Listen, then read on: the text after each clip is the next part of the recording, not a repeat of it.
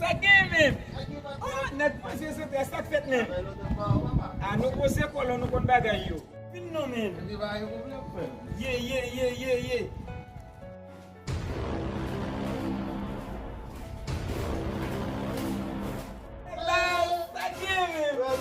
Nou kose kolon. Kom ba ou men sa fet le fwe.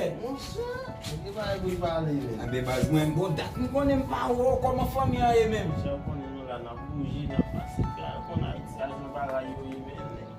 Sorti a fwen baz mwen. Nga pa bouti jen yon emise a pase kolon. Yo, mon cher, nous sommes vivants au bagage là, men. E fwe baz. Mon cher, ça, moi, jeune haïtien café, men.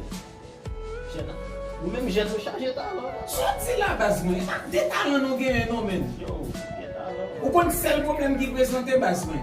Mba bo manti. Encadrement pa gen men. Comment encadrement? Mabdou. Mais bon problème. Ou kon di problème niye? Mon cher, jeune yo pas jouer dans encadrement. Mais qui ça fait au va jouer dans encadrement? Ça fait ou pas jouer dans encadrement? Parce que pour que j'aime bon boss et bénis qui président.